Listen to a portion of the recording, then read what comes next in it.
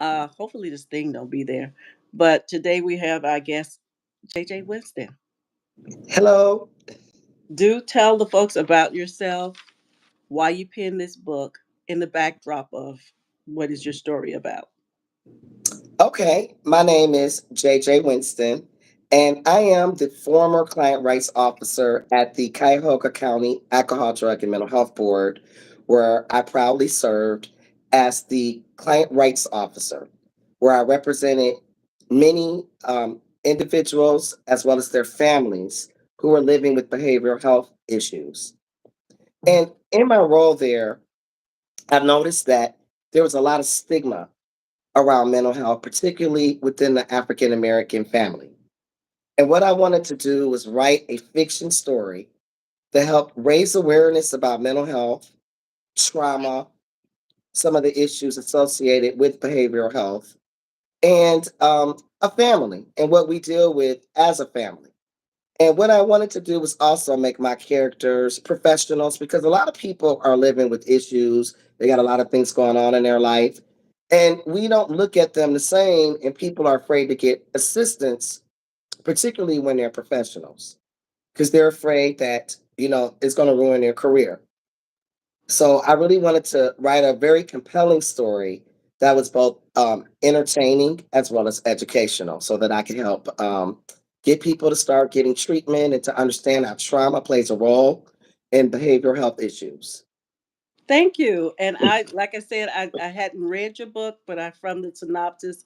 And these shows are to give a platform for those who are newly published, or even if they season, they have their new release. And we just want the readers to just kind of get a glimpse of what's in the pages of that story. So I did look at your synopsis, and I noticed the title is The Anniversary, and why you title it The Anniversary.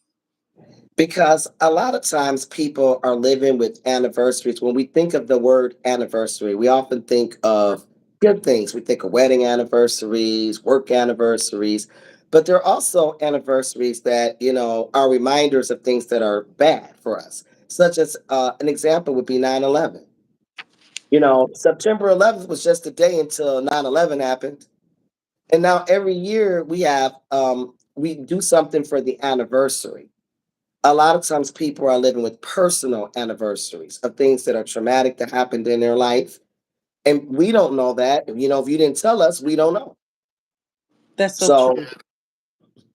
That is so true. Finish, please finish. so I really one of the things I did, I'm gonna pull the book up so people can see it. This is my first book, The Anniversary. And it did win, or it was a finalist in the Independent Author Network's Book of the Year Award for the year 2020.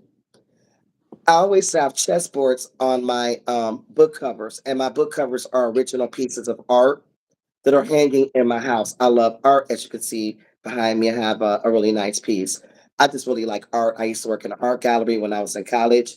But just so your readers know and your audience knows, I couldn't draw a stick figure. I just appreciate it. But I don't have any type of artistic abilities like that except to write. But I did put a chessboard on my covers because I want people to understand the analogy of how life is like chess. And I Mhm. want your listeners and your audience to know if you're a king, make sure you take good care of your queens because they are the real power on your board, just like in life.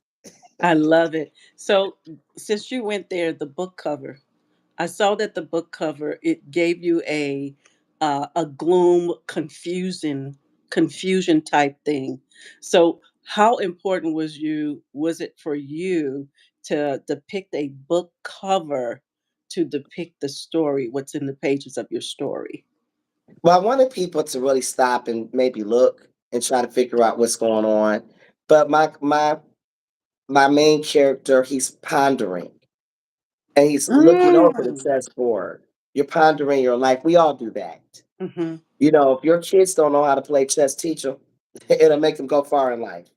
And it's like a backdrop in my story, the whole chess piece. Like my main character Granville is a serious chess player. He likes to play chess, and a lot of people do. But I just wanted folks to know. And then it says at the bottom, "What do you do when life has you in check?" So a lot of us feel like we're in check. But you still got to keep on moving around that board. you That's know, so true. nobody wants That's to so be in true. checkmate because that means it's over. That is true. So tell us a little bit. You mentioned Granville, if I said his Yeah, name right.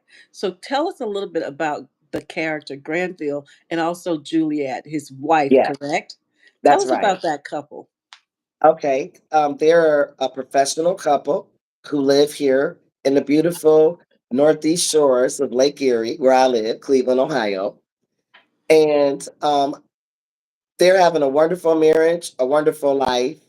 When Granville learns some very disturbing news that basically awakens an underlying mental health issue. And some of the things that happen because of it is they have a traumatic event that results in the loss of a child, of Hmm. one of their children, and all the things that they have to do to deal with that. So, Mm. I really try to make my book also focus on forgiveness because, you might need to ask somebody for forgiveness to get into the pearly gates. You know what I mean? True, So, true.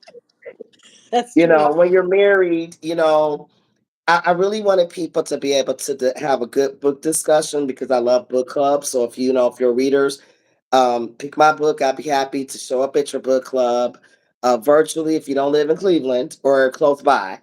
But I will love to come and speak to people about it. I want you all to know that I just didn't write this book. I am a licensed independent social worker. I have both a master's degree and I'm also an attorney.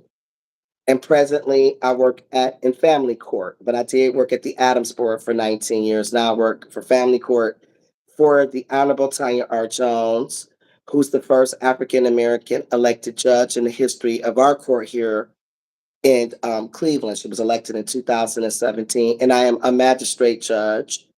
And I still work with families, and I use all my expertise for that. But I also wanted to use it for these novels and help people to understand and navigate mental health, and also to just understand how trauma really plays a role in some of the things that are happening in our lives. And if you are somebody who's had a traumatic event, I'm going to urge you to get help. Awesome. Our time has gone, but I just want to ask you a few more questions. Sure. This is our quick talk. That's why it's Sure. 3 to 5 minutes, but we had trouble getting Okay. on. But I wanted to we do have a 3 day, as I told you, it's a 3 day show, and that is valued at 250. And it's 3 days, 1 hour, 3 days and 1 hour show. We read the book and we go in depth. As we said, we Okay. hadn't read your book. And Okay. also what I wanted to talk about too, you said, I thought this really captured me to your book, the synopsis, um, when you said that you wanted to create a voice to uh, individuals, their family, so that it won't be any stigmatism. And I paraphrase that last part. So what made you want to have those particular characters, be it in your book, but you do deal with some live things that not only just us who are sane, but also those who having some mental issues does have a voice. Right. I Let's really talk about did. I want people to understand that 25% of our population is living with a behavioral health issue, 20% mental health, the other 5% drug and alcohol.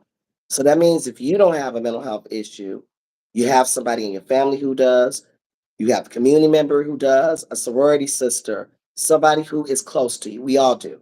One in four. And basically, what I wanted to do is to let people know that our people who are dealing with this are just like you. They're everybody. All of us got issues. it. Hmm. It's just how we handle it.